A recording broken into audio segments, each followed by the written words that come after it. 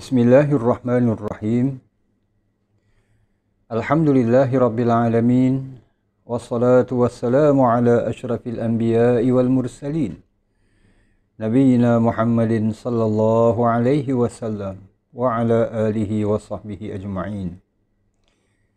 Muslimin dan muslimat yang dirahmati Allah. Assalamualaikum warahmatullahi wabarakatuh. Alhamdulillah, kita merafakkan kesyukuran kita ke hadrat Allah Subhanahu wa taala.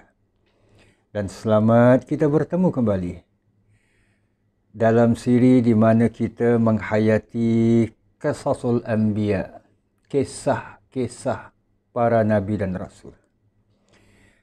Alhamdulillah, dalam siaran kita yang lalu kita telah pun selesai menghayati sejarah ataupun kisah penciptaan manusia pertama, ayah kita bersama, Nabi Allah Adam alaihi salam. Jamaah yang dirahmati Allah, ada sebuah kisah, namun dalam Al-Quran tidak diperincikan kisah tersebut. Hanya difirmankan Allah Subhanahu wa taala dalam bentuk beberapa ayat, iaitu yang terkait dengan kisah dua orang anak Nabi Allah Adam alaihi salam, tanpa menyebutkan bila berlakunya, tanpa menyebutkan siapa mereka, apa nama-nama mereka, hatta korban yang diminta pun, yang ditentukan, yang disyariatkan oleh Allah Subhanahu wa taala tidak dijelaskan, tak dinyatakan. Bermakna Al-Quran mendatangkan ayat-ayat ini, kisah ini secara general, secara umum. Ada catatan-catatan daripada orang-orang ahli kitab yang memperincikannya. Walau macam mana pun, kita ingin sama-sama hayatinya, jamaah yang dirahmati Allah. Kisah ini hanya di satu tempat dalam Al-Quran, iaitu di surah Al-Ma'idah. Jamaah boleh merujuknya bermula dari ayat 27. Sama-sama kita hayatinya, insya-Allah. Allah Subhanahu wa taala berfirman, A'udzu billahi minasyaitonir rajim. Watlu 'alaihim naba'a ibnai Adam bil haqq. Dan bacakanlah wahai Muhammad kepada mereka kisah mengenai dua orang anak Nabi Allah Adam yang berlaku dengan sebenarnya. Bermakna bukan kisah hayalan. Il qarraba qurbanan, iaitu ketika mereka berdua mempersembahkan satu persembahan korban. Di sinilah jamaah yang dirahmati Allah, ayat ini daripada kisah ini juga menunjukkan bahawa ibadah korban yang kita laksanakan merupakan ibadah antara lain ibadah tertua, ibadah yang lama dilaksanakan oleh manusia.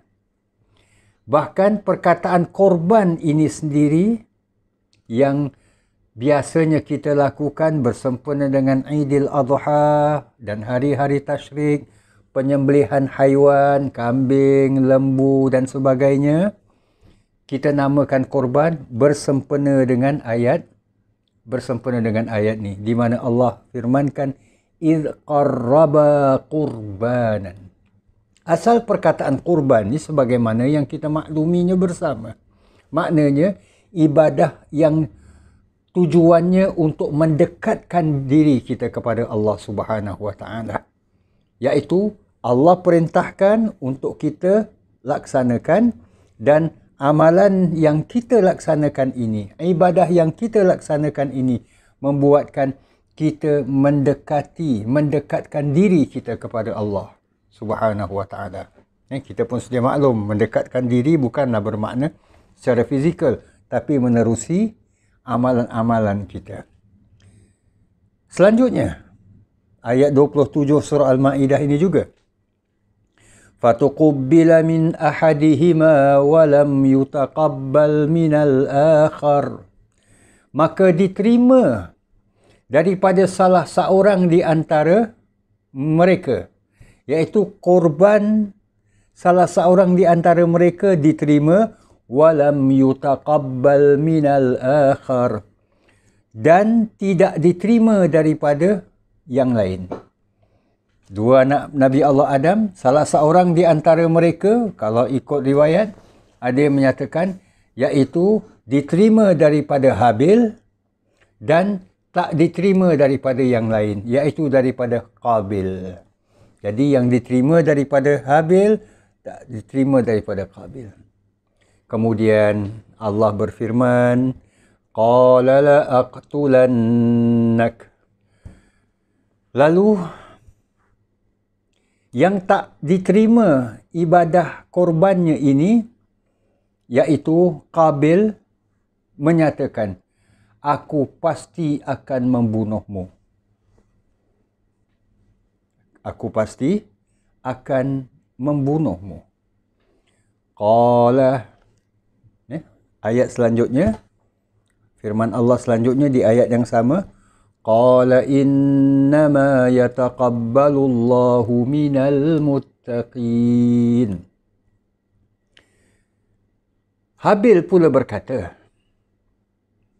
apabila Qabil ingin membunuhnya, Habil menjawab dengan berkata, hanya saja yang diterima oleh Allah ibadah ataupun korban daripada orang yang bertakwa.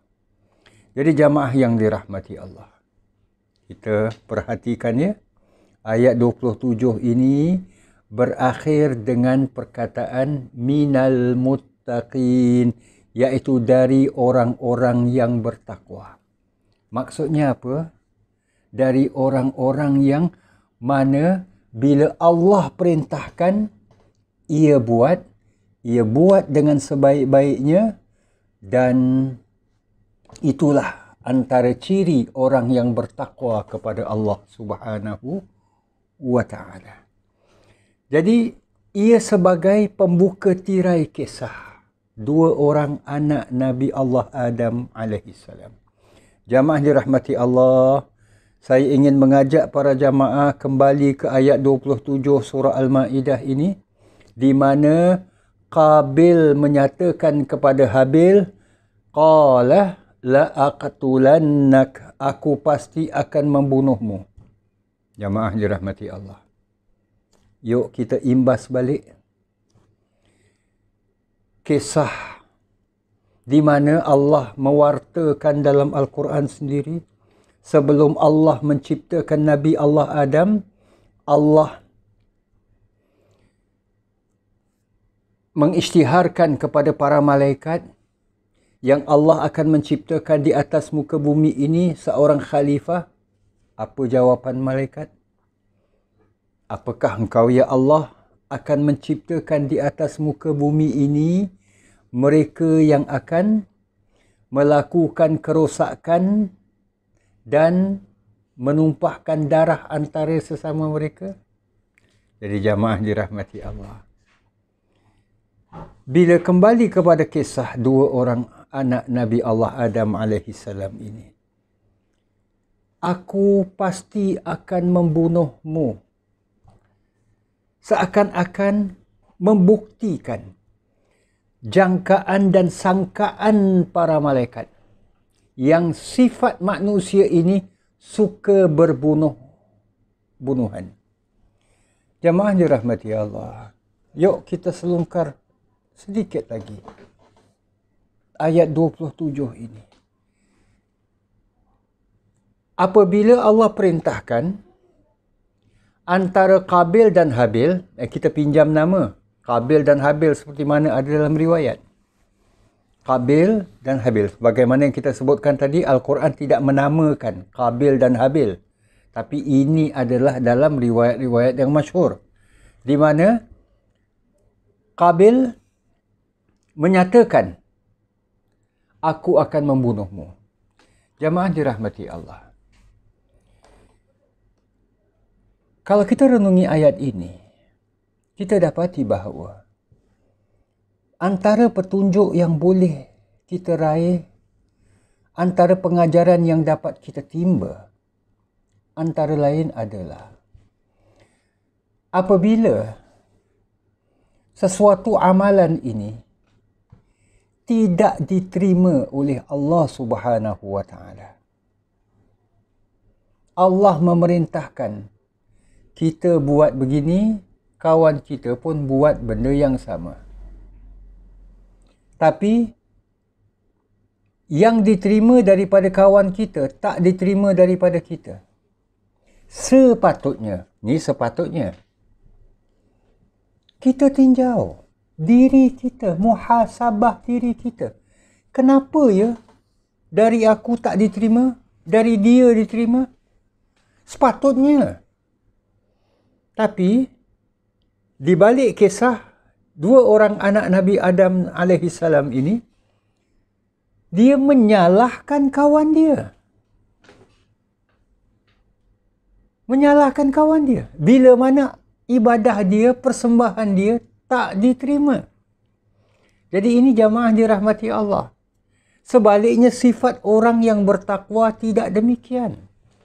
Orang yang bertakwa, bila mana kalau sesuatu amalan dan ibadahnya itu tidak diterima. Letaklah kalau kita tinjau dalam keadaan kita, kehidupan. Umpamanya lah, contoh saja.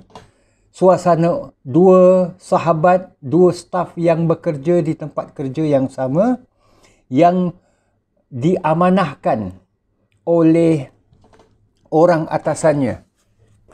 Head of department dia, umpamalah, ataupun manager ke siapa pun kita nak namakan, umpamanya. Perintahkan staf A dengan staf B buat benda yang sama. Tapi persembahan ataupun kerja yang dibuat oleh staf A ni diterima, staf B tak diterima. Sepatutnya staf B yang tak diterima, apa yang dia buat ini, dia harus muhasabah diri dia. Kenapa aku punya tak diterima oleh bos? Bos terima daripada dia pula. Apa salah? Sepatutnya demikian. Jadi jamaah yang dirahmati Allah, ini antara pengajaran yang dapat kita timba. Bermakna, buat sesuatu amalan, usahakan sebagai yang terbaik. Ini pertamanya. Keduanya, kalaulah sekiranya tak baik, kurang baik dan sebagainya, kita perlu muhasabah untuk meningkatkan agar jadi lebih baik.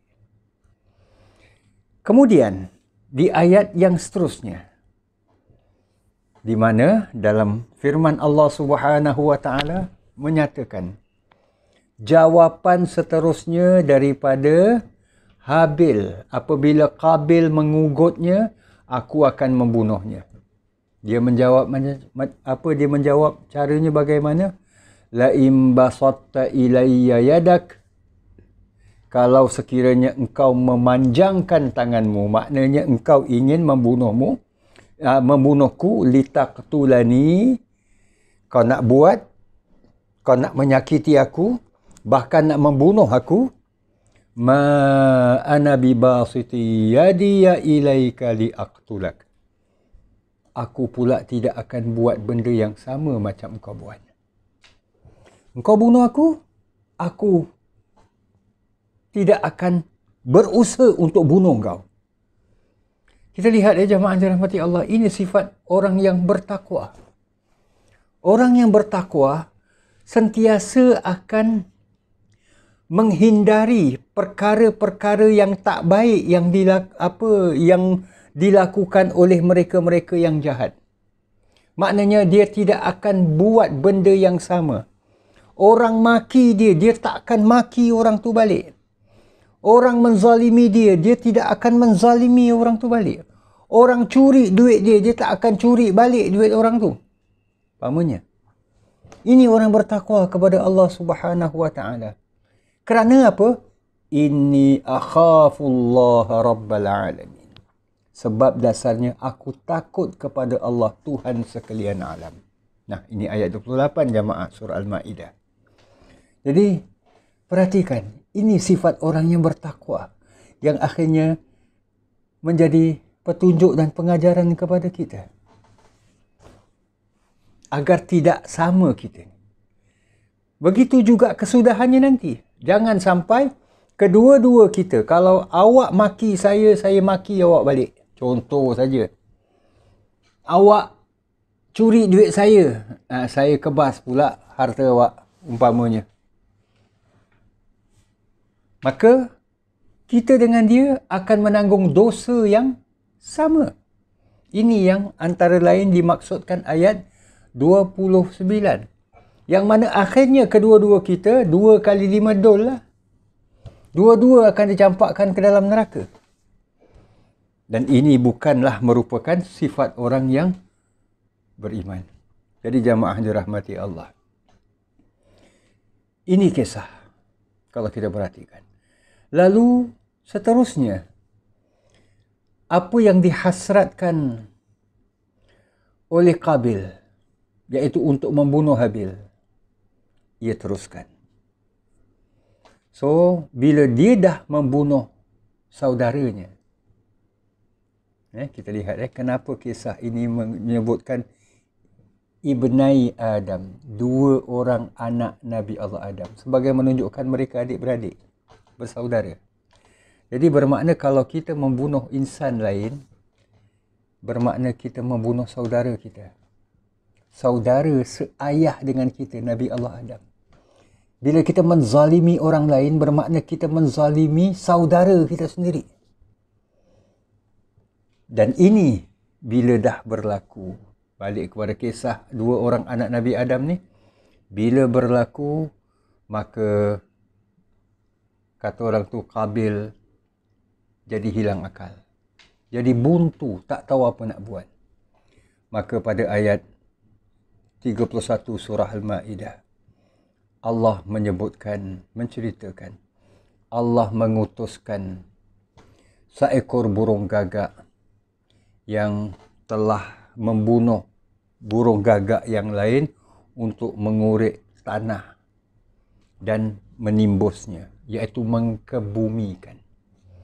Jadi jamaah dirahmati Allah, banyak para ulama kita membahaskan kenapa yang diutuskan ini burung gagak.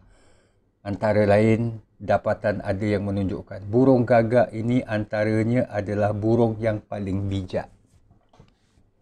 Yang paling bijak. Jadi, dia tahu apa nak buat. Jadi, menunjukkan manusia bila dah melakukan suatu kezaliman, ia hilang akal. Ia tak dapat berfikir dengan baik. Sehingga, macam mana nak selesaikan setelah ikut nafsu dia, dia bunuh. Tapi selepas bunuh, baru dia sedar, apa yang harus aku buat terhadap mayat saudaraku ini. Jadi inilah jamaah yang dirahmati Allah. Pembunuhan pertama yang berlaku di atas muka bumi Allah ini. Jadi sebagai menunjukkan bahawa manusia pada dasarnya bukanlah bermakna sifat semula jadi manusia ini suka membunuh, suka bergaduh dan sebagainya. Tapi ini kisah memberikan pedoman dan panduan kepada kita bahawa akhirnya sifat mengelakkan sesuatu yang boleh menyakiti saudara kita adalah merupakan sifat yang diajarkan dalam agama Allah Subhanahu wa taala ini. Sebab itu dikatakan orang yang bertakwa. Orang yang bertakwa, orang yang akan melakukan sesuatu perintah Allah dengan sebaik-baiknya. Kedua, tidak akan buat kejahatan yang dilakukan oleh orang lain ke atas dirinya, ya, ataupun dengan perkataan yang lain, tidak akan membalasnya. sedapat mungkin ia akan mengelakkan. La in basatta alayya yadak, kalau engkau panjangkan tanganmu kepadaku, ma ana bi basiti yadiya, aku tidak akan memanjangkan tanganku kepadamu. Maknanya kau buat, kau menganiaya aku tidak akan menganiaya kamu. Buat benda yang sama. Jadi jamaah yang dirahmati Allah, inilah antara lain kisah dua orang anak Nabi Allah Adam alaihissalam yang sekaligus menjadi kisah yang pertama yang diwartakan oleh Al-Quran, iaitu selepas kisah Nabi Allah Adam alaihissalam. Insya-Allah kisah Nabi Allah Nuh dan seterusnya akan sama-sama kita hayati dalam siaran-siaran yang akan datang dengan izin Allah Subhanahu wa taala. Kita berhenti di sini dulu jamaah. Terima kasih di atas kesudian bersama-sama. Aqulu qawli hadza wa astaghfirullahal azim li wa lakum wa lisairil muslimin. Wassalamu alaikum warahmatullahi wabarakatuh.